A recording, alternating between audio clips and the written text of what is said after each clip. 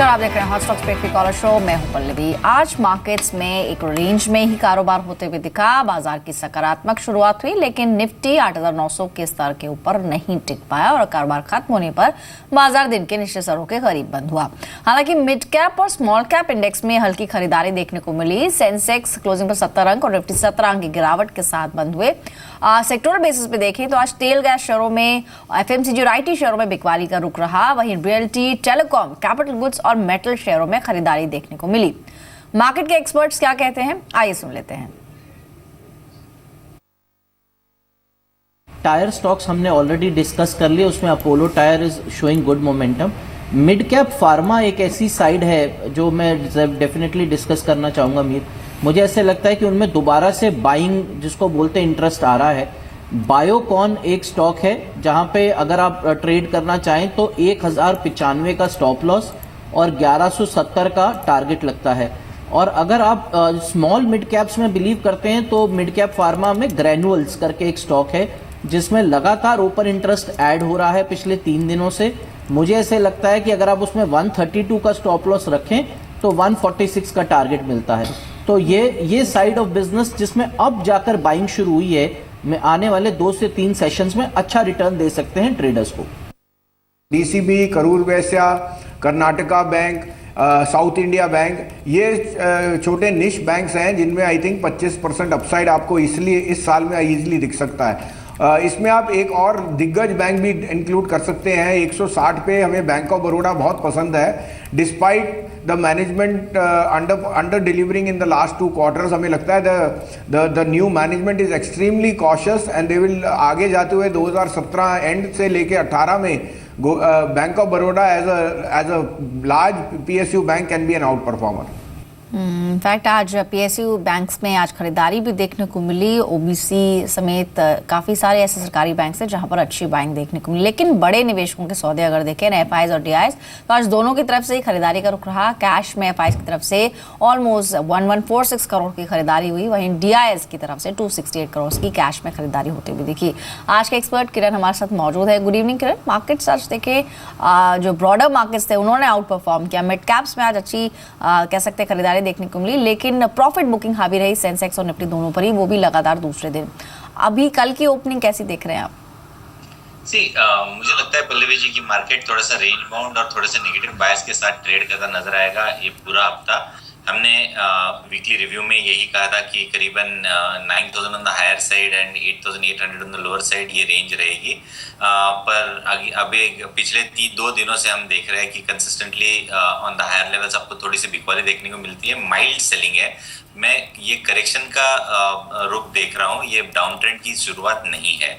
तो मुझे लगता है कि वर्स्ट कम सिनेरियो 8850, 8825 के लेवल्स देखने को मिल जाने चाहिए कल या परसों के सत्र में, और उधर से वापस एक बार बाउंस बैक देखने को मिलेगा। तो ये जो कंसोलिडेशन होगा ये बहुत अच्छा है।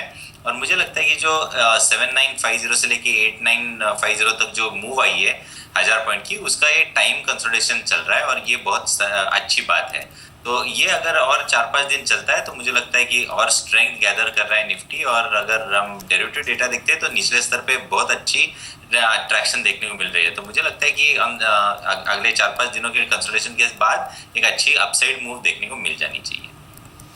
ऑलराइट, दर्शकों के सवालों को शामिल करेंगे, लेकिन एक बार तरीका बता दें किस तरह से आप अपने सवाल पूछ सकते हैं। अगर आप एक्सपर्ट से राय जानना चाह रहे हैं तो आप टोल फ्री नंबर पर कॉल कर सकते हैं, अपना सवाल पूछें, या फिर फेसबुक के जी बिजनेस पेज पर जाकर आप अपनी क्वेरी पोस्ट कर सकते हैं। व्हाट्सएप के जरिए भी आप हमसे जुड़ सकते हैं। आपको अपने शेयर का नाम मेंशन करना है, आपने फ्रेश बाइंग करनी है या फिर आपने खरीदा हुआ है तो भाव मेंशन करें और उससे मैसेज कर दें इस पर्टिकुलर नंबर पर।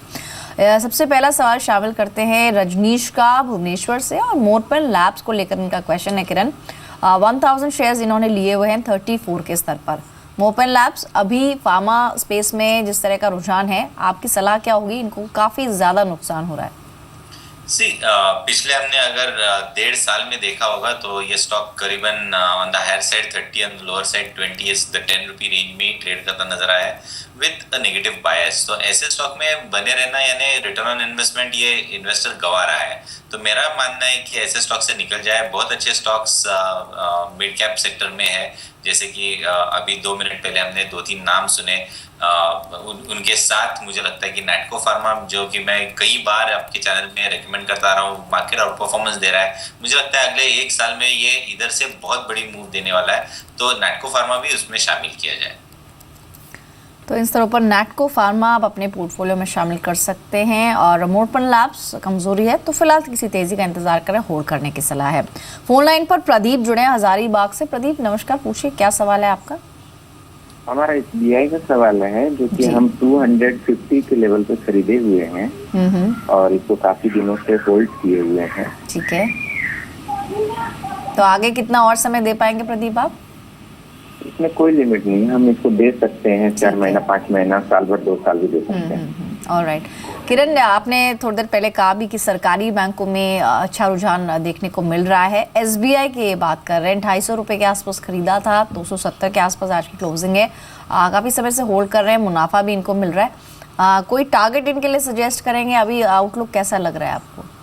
देखिए, अगर आपका व्यू लॉन्ग टर्म का है तो मुझे कोई दिक्कत नहीं है। 250 रुपये यानी बहुत अच्छे लेवल्स पे इन्होंने खरीदा हुआ है। ये थोड़े से और साइडवेज ट्रेंड में चला जाएगा, पर इवेंचुअली मुझे लगता है कि अगर 1 साल का नजरिया है तो 350 370 के लेवल्स आपको इजीली देखने को मिलेंगे। बैंकिंग क्षेत्र में SBI यही एक सरकारी फ्रंटलाइन स्टॉक है जहां पे मुझे बहुत बड़ी अपसाइड देखने को मिल रही है। ऑलराइट, तो आज 269 का स्तर देखने को मिल रहा है। आज क्लोजिंग रही है हरे निशान के अंदर और फिलहाल आगे भी आउटलुक काफ़ी पॉजिटिव है, बने रहने की सलाह है। अगला सवाल शामिल करते हैं मिस्टर व्यास का, जो कि रायपुर से है। अदानी पोर्ट्स को लेकर इनका क्वेश्चन है। क्वांटिटी कम है, 20 शेयर्स लिए हुए हैं किरण इन्होंने 316 के लेवल्स पर। क्या सलाह है आपकी? बिल्कुल अच्छा काउंटर है। मुझे लगता है कि 315 एक बहुत बड़ा बैरियर है। ये एक बार निकल जाए तो मुझे लगता है कि फिर इधर से नो लुकिंग। यानी कि एक अच्छा रुझान इसमें देखने को मिला है। 301 का स्तर, यानी कि आज इंट्राडे में भी देखें तो दिन भर एक दायरे में रहने के बाद क्लोजिंग ऊपरी स्तरों पर हुई है। फिलहाल अदानी पोर्ट में आप बने रह सकते हैं। दर्शकों के सवाल तो शामिल करेंगे, लेकिन एक बार बता दें कि GDP किस तरह से आज रहा है। जो उम्मीद थी, एक्सपेक्टेशन थी 6.8% रह सकता है, लेकिन जो नंबर्स आए वो कह सकते हैं कि एक्सपेक्टेशन से बेहतर है। नोटबंदी का देश की इकोनॉमी पर कोई खास असर नहीं दिखता है, एटलीस्ट ये कहा जा सकता है नंबर्स को देखने के बाद। तीसरी तिमाही में GDP आंकड़े बेहतर रहे हैं। CSO की ओर से जारी इन आंकड़ों के मुताबिक तीसरी तिमाही यानी कि अक्टूबर से दिसंबर तिमाही में भारत का GDP ग्रोथ रेट 7% रहा है। दूसरी तिमाही में GDP ग्रोथ रेट 7.3% था। इसके साथ ही CSO ने मौजूदा वित्त वर्ष के लिए GDP ग्रोथ अनुमान बढ़ाकर 7.1% कर दिया है। क्वार्टर 3 में मैन्युफैक्चरिंग ग्रोथ सालाना दर पर 7.1% से बढ़कर 8.3% देखने को मिली है। इसी दौरान कृषि सेक्टर ग्रोथ 6% रही है। आपको बता दें कि 8 नवंबर को नोटबंदी का ऐलान हुआ था और तमाम एक्सपर्ट्स आशंका जता रहे थे कि इससे इकोनॉमिक ग्रोथ स्लो हो सकती है, लेकिन आंकड़े अनुमान से काफी बेहतर दिख रहे हैं और भारत दुनिया की बड़ी अर्थव्यवस्था बनने वाले देशों में सबसे तेजी से बढ़ने वाला देश बना हुआ है। साथ ही जनवरी में 8 कोर सेक्टर्स का ग्रोथ जो है वो गिरकर 3.4% पहुंच गया है। ये 5 महीने के सबसे निचले स्तरों पर है। रिफाइनरी, फर्टिलाइजर और सीमेंट सेक्टर के खराब प्रदर्शन से गिरावट दर्ज हुई है। दिसंबर में कोर सेक्टर ग्रोथ 5.6% रही है। IIP में कोर सेक्टर की 38% वेटेज होती है। जनवरी में कोल और इलेक्ट्रिसिटी ग्रोथ घटकर 4.8% पर रही है। हालांकि क्रूड ऑयल और नेचुरल गैस में पॉजिटिव ग्रोथ दर्ज हुई है। और कल है 1 मार्च, तो कल फरवरी के ऑटो बिक्री के आंकड़े जारी रहेंगे। तो कल खासतौर पर ऑटो शेयर्स फोकस में रहेंगे। फरवरी में ऑटो बिक्री के आंकड़े से मिला जुला रहने का ही अनुमान लगाया जा रहा है। फरवरी में पैसेंजर कार, 2 व्हीलर और साथ ही ट्रैक्टर की बिक्री में बढ़त की संभावना है। छोटे बेस के चलते ट्रैक्टर बिक्री बढ़ने का अनुमान है। वहीं अगर नए एमिशन नॉर्म्स की बात करें तो उनसे पहले कमर्शियल व्हीकल की बिक्री में एक बढ़ोतरी देखने को मिल सकती है। तो खासतौर पर कल ऑटो शेयरों पर फोकस रहेगा, वहां पर खास ध्यान बना के रखें। लेकिन अब जान लेते हैं कि और कौन से ऐसे स्टॉक्स हैं जहां पर नजर रखनी होगी आपको इंट्राडे में, यानी कि आज की टॉप 20 स्टॉक्स। सबसे पहला स्टॉक है MIC इलेक्ट्रॉनिक्स का, जहां पर आप नजर बना सकते हैं इंट्राडे में। कंट्रोलर जनरल ऑफ पेटेंट से कंपनी को पेटेंट मिला है। ये LED टीवी के डिस्प्ले सिस्टम्स के लिए है। एक अच्छा ट्रिगर है, खरीदारी की जा सकती है 15.9 के लेवल्स के लिए। 15.2 का स्टॉप लॉस आप MIC इलेक्ट्रॉनिक्स में रख सकते हैं। साथ ही BHEL एक और बाय कॉल है। शेयर में अंतिम चरण में मजबूती देखने को मिली है और अपने एवरेज एवरेज से करीब 3 गुना ज्यादा वॉल्यूम के साथ इसमें खरीदारी होती हुई दिखी है। खरीदारी के लिए लक्ष्य होगा 167 का, 160.30 का एक स्टॉप लॉस आप इसमें रख सकते हैं। रिलायंस कम्युनिकेशन यहाँ पर आज शानदार तेजी भी देखने को मिली। क्लोजिंग बेसिस पर 6% की मजबूती रही, लेकिन ओवरऑल इंट्राडे में एक शानदार मजबूती 8% तक की रिलायंस कम्युनिकेशन में दिखी है। टेलीकॉम सेक्टर में कंसोलिडेशन का दौर जारी है और एक 3-वे मर्जर की प्रक्रिया में तेजी की खबरों से शेयर में आज स्ट्रॉन्ग इजाफा देखने को मिला है।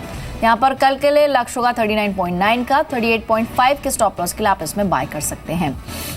साथ ही ग्रासिम एक और कॉल जहां पर खरीदारी की चला जा सकता है। कारोबार के आखिरी मिनटों में शेयर में खरीदारी देखने को मिली है। 1 माह से शेयर MSCI इंडेक्स में शामिल होने जा रहा है, तो एक ट्रिगर है जिसके चलते आप इसमें खरीदारी कर सकते हैं। 1030 के लेवल्स के लिए बाय करें, 983 का स्टॉप लॉस लगाएं। इसके अलावा एक और स्टॉक जहां पर नजर रखें सीमेंट स्पेस से होगा प्रिज्म सीमेंट। SE कोलफील्ड से 5 साल के लिए कोल लिंकेजेस मिल का ऑर्डर मिला है। ऑलमोस्ट 18,300 टन सालाना कोयले के लिए लिंकेजेस का ऑर्डर कंपनी को मिला है। यहाँ पर लक्ष्य होगा 98.1 का, 94.3 के लिए आप इसमें स्टॉप लॉस रखें और खरीदारी करें। साथ ही PFC एक और शेयर जहां पर नजर बना के चल सकते हैं। इंट्राडे में कंपनी की 10 करोड़ यूरो का लोन लेने की योजना है। इसके चलते यहाँ पर आप खरीदारी कर सकते हैं। ऑलमोस्ट आज फ्लैटिश टोन पर ही स्टॉक क्लोज हुआ है। लक्ष्य होगा यहाँ पर खरीदारी के लिए 140 का, साथ ही स्टॉप लॉस 134 का आपको लगाना होगा। टेलीकॉम स्पेस एक और कंपनी जहां पर नजर बना के चलें। कल के सेशन में यानी वेंसडे को आइडिया सेलुलर में बाय की जा सकती है।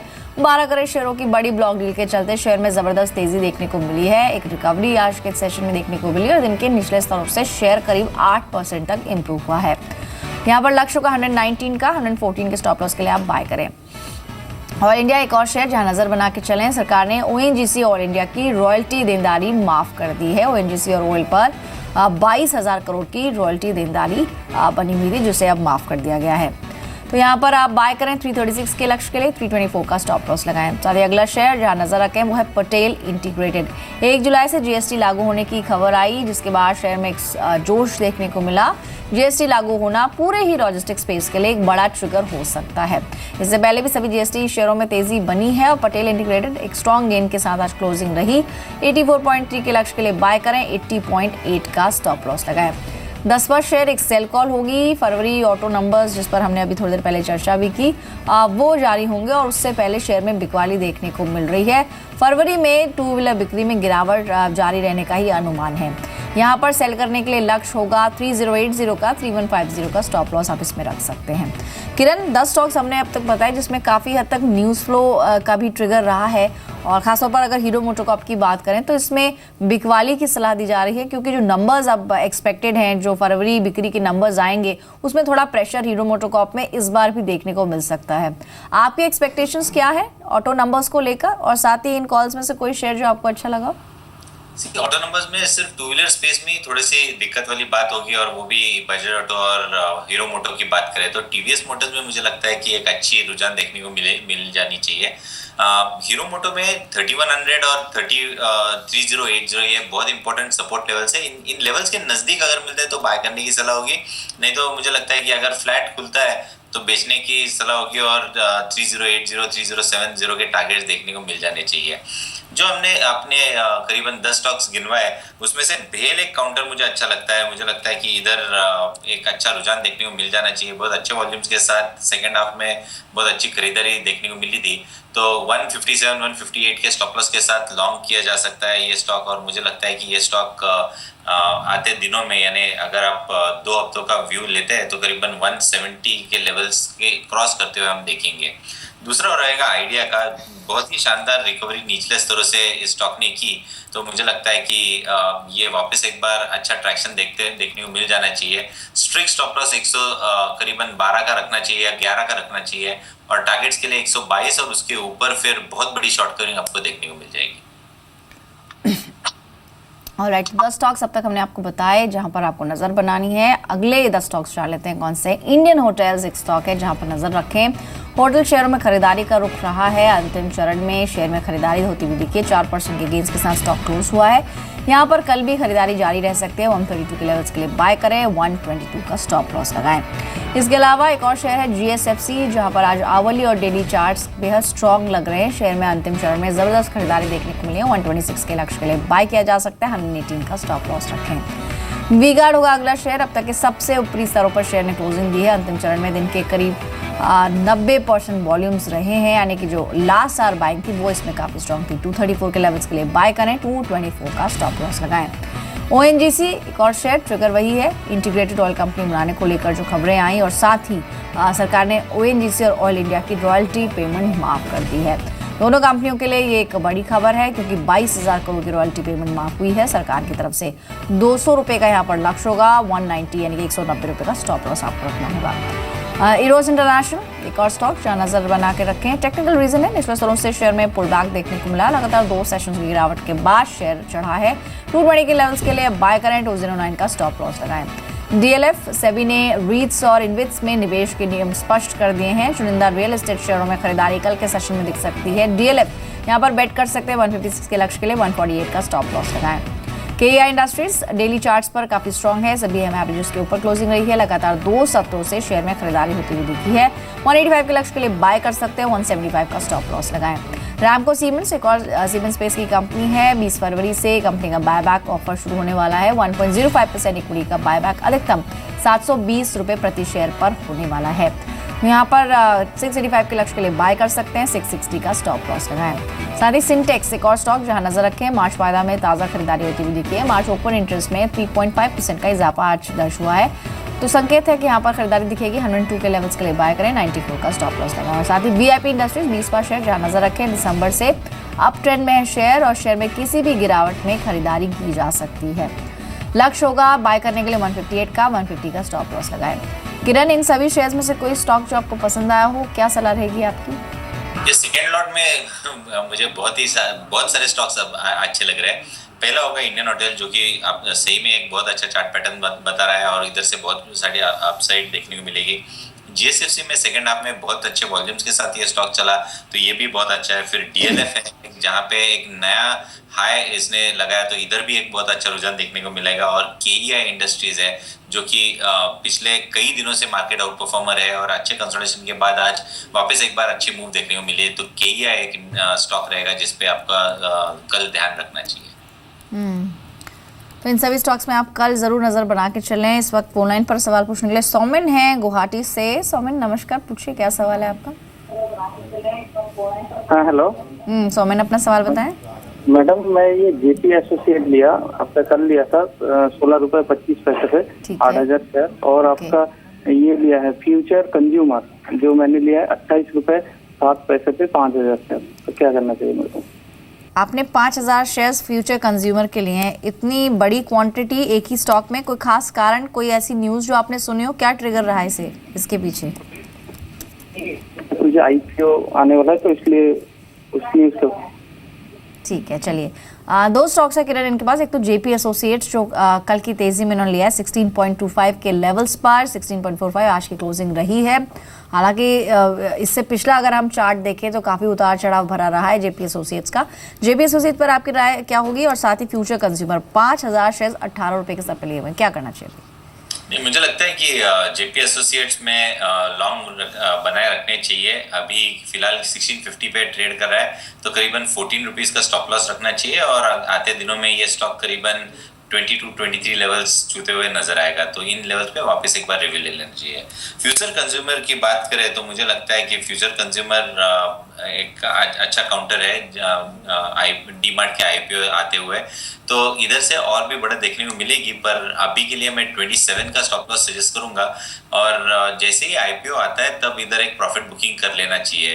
मुझे लगता है कि जब तक IPO आता है अगले हफ्ते तक, तब तक ये 32-33 लेवल्स को छूता हुआ ये स्टॉक नजर आएगा, जहां पे एक बार बिकवाली करने की सलाह होगी। तो डीमार्ट का IPO अगले हफ्ते इनफैक्ट कुछ ही दिनों में आने वाला है, और जिसके चलते जो रिटेल से जुड़ी हुई कंपनियां उन पर काफ़ी हद तक फोकस बना हुआ है। तो फिलहाल दोनों स्टॉक्स में आप होल्ड कर रहे हैं, ये सलाह है आपके लिए। फोन लाइन पर मनीष है मुंबई से। मनीष नमस्कार, पूछिए क्या सवाल है आपका? Manish here from Mumbai. I have adlibs of 29 quantity is 2950 around 105 buying rate. Okay. How long you've been holding? Can you recall? Adlabs? At last 3 months I have taken. I can hold for one year more. Fine. Kiran, 3 महीने हो चुके हैं, काफी ऊपर इन्होंने जाके लिया है, 100 रुपए से ऊपर की खरीद है और साल भर और दे सकते हैं। एड लैब्स में आपकी सलाह क्या रहेगी इनके लिए? नहीं, मुझे नहीं लगता कि इसमें कोई बहुत बड़ा ट्रैक्शन देखने को मिलेगा। ऊपर से बिकवाली ही देखने को मिल रही है। हालांकि 2 दिन पहले शायद बुधवार को या गुरुवार को बहुत अच्छी मूव इस स्टॉक में दी थी, पर उसके बाद ये स्टॉक वापस एक बार साइडवेज मूव में चला गया है। ऊपर से बिकवाली हावी होती नजर आ रही है, तो मुझे लगता है कि ये अगर स्टॉक 100 के करीब मिलता है तो इन्होंने प्रॉफिट बुक करके निकल जाना चाहिए, क्योंकि इसमें रिटर्न ऑन इन्वेस्टमेंट इन्वेस्टर को देखने को नहीं मिलेगा। ऑलराइट, अगला सवाल शामिल करते हैं विशाल का पुणे से, और ये यूएफओ मूवीज के बारे में जानना चाह रहे हैं। और एंटरटेनमेंट से जुड़ी हुई कंपनी है, 72 शेयर्स हैं जो कि 625 के लेवल्स पर खरीदे हुए हैं। काफी ऊपर की खरीद है, नुकसान भी काफी हो रहा है। यूएफओ मूवीज को स्टॉप लॉस सजेस्ट करेंगे आप इनको? नहीं, स्टॉप लॉस सजेस्ट करने की जरूरत ही नहीं है, इमीडिएटली बाहर निकलने की सलाह होगी। बल्कि जो कुछ पैसा है वो पीवीआर में लगा है। पीवीआर जैसा स्टॉक टेक्निकली बहुत ही स्ट्रांग दिखाई दे रहा है। मुझे लगता है कि अगर 1 साल रखते हैं तो 2500 के टारगेट्स आपको देखने को मिलेंगे। तो यहाँ से किसी भी तेजी में निकल जाए, पीवीआर एक बेहतर विकल्प हो सकता है। एग्जिट करें यहाँ से यूएफओ मूवीज पे। अगले दर्शक है बीएस गिल, दिल्ली से इस वक्त फोन लाइन पर है। मिस्टर गिल, गुड इवनिंग, पूछिए क्या सवाल है आपका? हेलो जी, गुड इवनिंग सर, अपना सवाल बताएं। हेलो, मैं बीएस गिल बोल रहा हूँ दिल्ली से। जी सर। फिलिप्स कार्बन है मेरे पास 50। ओके, तो इसको मैं अभी रखूं या होल्ड करूं या इसको सेल कर दूं? कितने भाव पर खरीदा है आपने? हेलो जी मिस्टर गिल, आपने किस भाव पे खरीदा है फिलिप्स कार्बन? हाँ, ये मैंने 282 के भाव से लिया हुआ है। ठीक है, समय दे सकते हैं 6 महीने या साल भर? हाँ, 6 महीने तक रख सकते हैं। ठीक है, ठीक है, alright. Kiran, Philips carbon in fact chemical space में से इन्होंने ये चुनाव किया है और खरीद है इनकी 282 के लेवल्स की। एक अच्छा खासा मुनाफा इनको हो रहा है।